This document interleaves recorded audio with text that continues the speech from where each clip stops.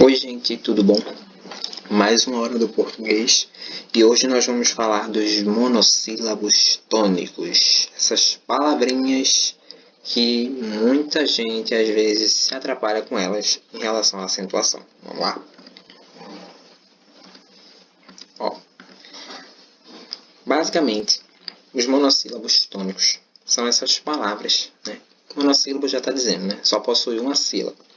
E elas têm duas classificações: átonos e tônicos, certo? E a gente vai começar vendo logo como se classificam os monossílabos tônicos. Vejam só. Os monossílabos tônicos, eles têm uma característica fonética bem marcante. Que característica é essa? Quando a gente pronuncia eles, falamos de uma forma bem forte, certo? E esses monossílabos, eles têm um significado mesmo sozinhos. Nós conseguimos entender eles, certo? Eles têm uma definição, um sentido, beleza? Então, tem essa regrinha aí, ó, de se acentuar os monossílabos tônicos terminados em A, E e O. Por exemplo, lá, cá, já e má. Esses 4 monossílabos possuem acentos, certo? E todos eles, mesmo que individualmente, têm um significado, certo? Lá tem um significado, é um advérbio. Cá também é um advérbio. Já, mesma coisa, advérbio. E má é um adjetivo, certo? Então, eles têm um significado. Pé, mês, possuem também significado, mesmo eles sozinhos. E pó, só, nós e pois, certo? Então, monossílabos terminados em A, E e O. Nós vamos acentuá-los, beleza? Agora a gente vai para os átonos. Os átonos, diferente dos tônicos, não têm autonomia fonética, certo?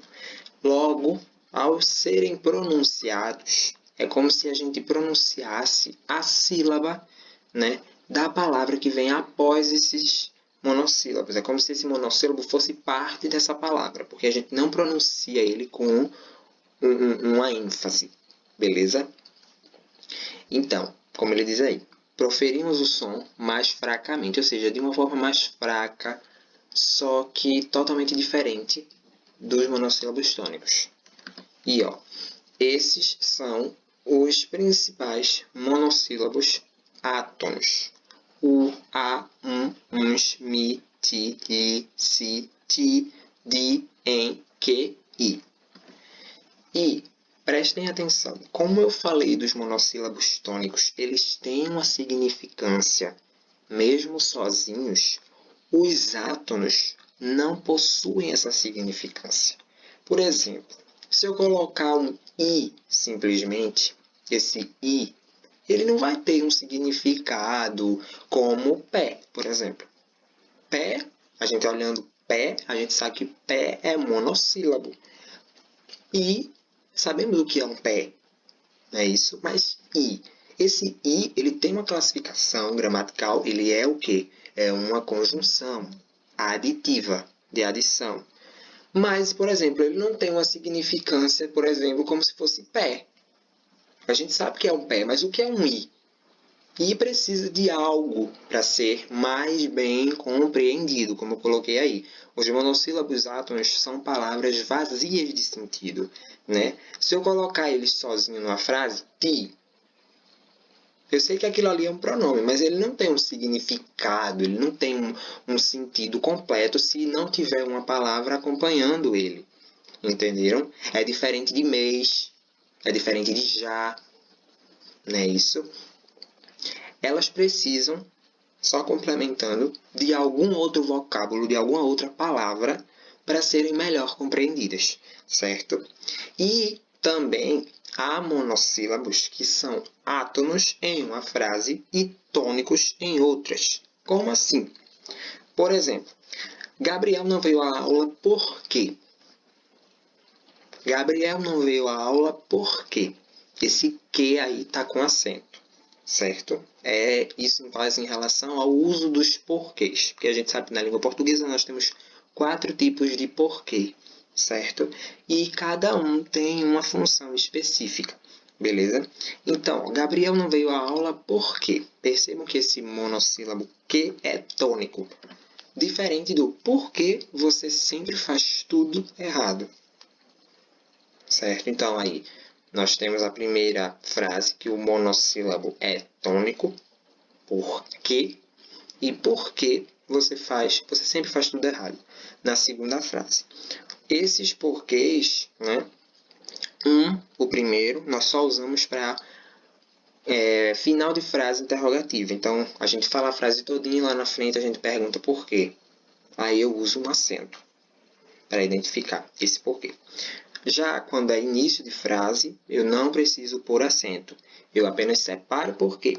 Porque você sempre faz tudo errado. Então, o primeiro porquê a gente usa para o final da frase interrogativa e o segundo usamos para o começo. Mas depois eu faço um vídeo específico sobre esse assunto. Não vamos nos restringir a isso aqui nesse vídeo, certo? E uma dica bem importante, certo?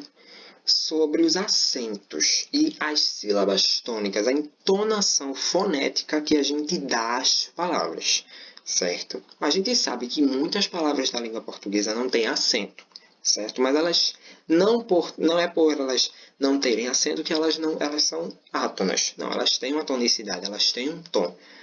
E essas palavras, às vezes, elas representando sentimentos, emoções ou informações importantes, fazem com que a gente fale elas de uma forma diferente, certo? Para que a nossa mensagem seja melhor compreendida ou tenha um impacto mais forte, certo? Numa conversa, num diálogo. Elas têm uma entonação diferente. A gente, quando fala, dá a elas uma tonicidade diferente.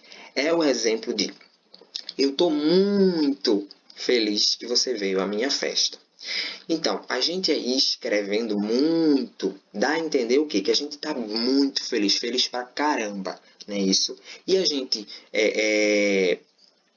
como é que eu posso dizer assim? Coloca nossas emoções nessa palavra. Nós transmitimos a nossa alegria para essa palavra. Então, foi como eu coloquei aí. O muito acaba ganhando um acento por dar ênfase a um sentimento de alegria. Nesse caso aí, o sentimento de felicidade. Eu estou muito feliz. Eu estou muito cansado. Entendeu? Então, a gente consegue transmitir para a palavra de forma fonética, né? Os nossos sentimentos, as nossas emoções, né? Quando a gente está com raiva, a gente fala de um jeito. Quando a gente está alegre, a gente fala de outro. Quando a gente está triste, a gente fala de um jeito. Então, tudo vai da nossa entonação, certo? Os nossos sentimentos ali estão representados pelas palavras, beleza? Um exemplo também que é em relação aí já à parte morfológica da palavra, de como é que ela se forma. Então, é necessário que se entenda a diferença entre importação e exportação. Geralmente, quando a gente refere-se a essas duas palavras, quando elas estão juntas num mesmo contexto, a gente fala as primeiras sílabas dela, né? As primeiras sílabas delas de uma forma mais enfática, para dar a entender que a gente está falando de importação e exportação, certo? Como eu pus aí. Aqui, nessa frase, as duas palavras têm a primeira sílaba pronunciada mais forte, por se parecerem morfologicamente, ou seja, por elas realmente terem uma semelhança morfológica, certo? Claro que uma significa uma coisa, outra significa outra. Mas aí, a parte morfológica, logo de cara, quando a gente ouve alguém falar, a gente pensa que é uma coisa, mas é outra. Então, importação e exportação. A gente sempre dá essa ênfasezinha na primeira sílaba, beleza? E aí pode causar uma confusão em algumas pessoas, beleza? Mas isso, gente, se refere à morfologia e também se refere à fonética. A fonética é muito importante, certo? Por isso que é muito importante a gente analisar esses monossílabos, para saber se eles têm acento ou não, beleza? É isso, galera. Espero que vocês tenham gostado. Cuidem-se e até a próxima aula.